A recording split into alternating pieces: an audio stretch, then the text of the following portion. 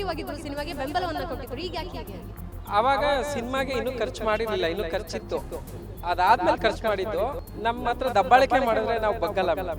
ಅವ್ರಿಗೆ ಯಾಕೆ ಕೊಡ್ಬೇಕಂತೆ? ಜೊತೆಗೆ ಇದು ಯಾವಾಗಿಂದ ಶುರುವಾಯಿತು? ಈಗ ಒಂದು ಲಾಸ್ಟ್ ಒಂದು ವೀಕಿಂದ ಶುರು ಆಗಿದೆ ಅಷ್ಟೇ. ಸಿನಿಮಾ ಲಾಭ ಬಂದರೆ ಕೊಡ್ತೀನಿ ಅಂತ ಹೇಳಿದ್ದಾರೆ ಅವರು. ಅಪ್ಪಿತಪ್ಪಿ ಲಾಭ ಬರಲಿಲ್ಲ ಅಂದರೆ ನನ್ನ ಜೀವನಕ್ಕೆ ಏನು ಅಂತ ಅವರು. ಅದಕ್ಕೆ ನಾವು ಹೊಣೆಗಾರರಲ್ಲ. ಅವ್ರಿಗೆ ಮುಖ್ಯವಾಗಿ ಸ್ಟೇ ತರೋದಕ್ಕೆ ಅವ್ರಿಗೆ ಏನು ಅಧಿಕಾರ ಇದೆ? ದುಡ್ಡು ಕೊಡೋಕೆ ರೆಡಿ ಇಲ್ಲ, ಪ್ರಾಫಿಟ್ ಮಾತ್ರ ಮೊದಲೇ ಕೊಡಿ ಅಂತ ಹೇಳ್ತಾರೆ. ಕನ್ನಡ ಚಿತ್ರರಂಗದ ಜನಪ್ರಿಯ ನಿರ್ದೇಶಕರಾಗಿದ್ದಂತಹ ಗುರುಪ್ರಸಾದ್ ಅವರ ಕೊನೆಯ ಚಿತ್ರ, ಅಂದರೆ ಅವರು ನಿರ್ದೇಶಿಸಿ ನಟಿಸಿದಂತಹ ಕೊನೆಯ ಚಿತ್ರ ಎದ್ದೇಳು ಮಂಜುನಾಥ 2 ಇನ್ನೇನು ರಿಲೀಸ್ಗೆ ರೆಡಿಯಾಗಿದೆ. ನಾಳೆ ರಿಲೀಸ್ ಆಗಬೇಕಾಗಿದೆ. ಆ ಹೊತ್ತಿನಲ್ಲೇ ತಡೆಯಾಜ್ಞೆ ತಂದಿರುವಂಥದ್ದು ಅವರ ಎರಡನೇ ಪತ್ನಿ ಸುಮಿತ್ರಾ. ಸದ್ಯ ಯಾಕೆ ಅನ್ನುವಂಥದ್ದು ನಿರ್ಮಾಪಕರನ್ನ ನಾವು ಮಾತಾಡಿಸುವಂತಹ ಪ್ರಯತ್ನ ಈಗ ಮಾಡ್ತಿದ್ದೀವಿ. ಸದ್ಯ ಸಿಟಿ ಸಿವಿಲ್ ಕೋರ್ಟ್ ಎದುರುಗಡೆ ಇದ್ದೀವಿ. ಅವರು ಸಹ ಆ ಕಡೆ ಕೋರ್ಟ್ ಅರ್ಜಿ ಹಾಕಿರುವಂಥದ್ದು, ತಡೆಯಾಜ್ಞೆ ತಂದಿರುವಂಥದ್ದು. ಈ ಕಡೆ ರಿಲೀಸ್ಗೆ ಪ್ರಯತ್ನ ಮಾಡ್ತಿರುವಂಥದ್ದು ರಮೇಶ್ ಅವರು, ಮೈಸೂರು ರಮೇಶ್ ಅವರು. ಸರ್ ನಮಸ್ತೆ. ಈಗಾಗಲೇ ಸಿನಿಮಾಗೆ ಯಾವ ರೀತಿ ಕಷ್ಟಪಡಬೇಕಾಗುತ್ತೆ, ನಿರ್ಮಾಪಕರಾಗಿ ಅದರ ಪ್ರಚಾರ ಹೇಗೆ, ಪೋಸ್ಟ್ ಪ್ರೊಡಕ್ಷನ್ ಎಲ್ಲ ಹಂತ ಕಷ್ಟ ಗೊತ್ತಿರುವಂಥದ್ದು. ಈಗ ರಿಲೀಸ್ ಹಂತದಲ್ಲಿ ನಾಳೆ ರಿಲೀಸ್ ಅಂದಾಗ ಈ ರೀತಿ ಆದರೆ ಏನು ಹೇಳ್ತೀರಾ? ಗೊತ್ತಿಲ್ಲ ನಮಗೂ. ಅಲ್ಲ, ಆ್ಯಕ್ಚುಲಿ ಪುಷ್ಪ 2ಲೇ ಹೈಕೋರ್ಟೇ ಆರ್ಡ್ರ್ ಮಾಡಿದೆ, ಈ ಥರ ಕೊನೆ ವೀಕಲ್ಲಿ ಯಾವುದೇ ಕಾರಣಕ್ಕೂ ಸ್ಟೇ ಕೊಡಬಾರ್ದು ಅಂತಲೇ.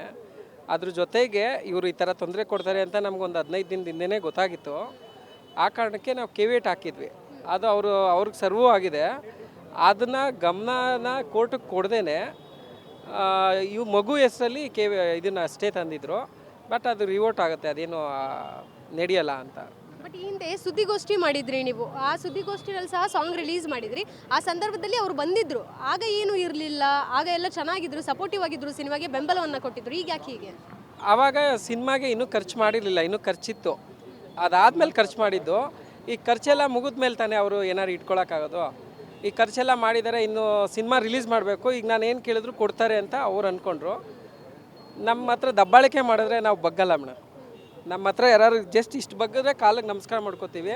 ನೀನು ಅಂದರೆ ನಿಮ್ಮ ಅಪ್ಪ ಅಂತೀನಿ ನಾನು, ಆ ಥರ ಕ್ಯಾರೆಕ್ಟ್ರು. ಸೊ ಅವ್ರು ದಬ್ಬಾಳಿಕೆ ಮಾಡಿಕೊಂಡು ಕೊಡಲೇಬೇಕು ಅಂದ್ಬಿಟ್ಟು ಪ್ರತಿದಿನ ಒಬ್ಬೊಬ್ಬರು ಕೈಲಿ ಕಾಲ್ ಮಾಡಿಸಿದ್ದಾರೆ ಅವರು. ಅಲ್ಲ, ಒಂದು ಎಷ್ಟೋ ಅಮೌಂಟು ಕೊಡಿ ಅಂತ ಬಂದು ಮಾತಾಡಿ ಅಂತ ಅಂದರು. ನಾನು ಆ ಥರ ಎಲ್ಲ ಕೊಡೋಲ್ಲ. ಮೊದಲೇನು ಮಾತಾಡಿದ್ದೀವಿ ಅದಕ್ಕೆ ಅವ್ರು ಬದ್ಧವಾಗಿರಲಿ ಅಂತ ನಾವು ಕೊಡಲಿಲ್ಲ ಮೇಡಮ್ ಅಷ್ಟೇ. ಈಗ ಅವ್ರಿಗೆ ಯಾಕೆ ಕೊಡಬೇಕಂತೆ? ಜೊತೆಗೆ ಇದು ಯಾವಾಗಿಂದ ಶುರುವಾಯಿತು? ಈಗ ಒಂದು ಲಾಸ್ಟ್ ಒಂದು ವೀಕಿಂದ ಶುರು ಆಗಿದೆ ಅಷ್ಟೇ ಮೇಡಮ್. ಒಂದು ವೀಕಿಂದ ನನಗೆ ದುಡ್ಡು ಬೇಕು ಅಂತ ಚೇಂಬರ್ ಹತ್ರ ಹೋಗಿ ಸಿನಿಮಾ ಲಾಭ ಬಂದರೆ ಕೊಡ್ತೀನಿ ಅಂತ ಹೇಳಿದ್ದಾರೆ ಅವರು. ಅಪ್ಪಿತಪ್ಪಿ ಲಾಭ ಬರಲಿಲ್ಲ ಅಂದರೆ ನನ್ನ ಜೀವನಕ್ಕೆ ಏನು ಅಂತ ಅವರು. ಅದಕ್ಕೆ ನಾವು ಹೊಣೆಗಾರರಲ್ಲ ಅಲ್ವಾ? ಅವ್ರವ್ರ ಜೀವನಕ್ಕೆ ಅವರವರೇ ಹೊಣೆಗಾರರಾಗಬೇಕು.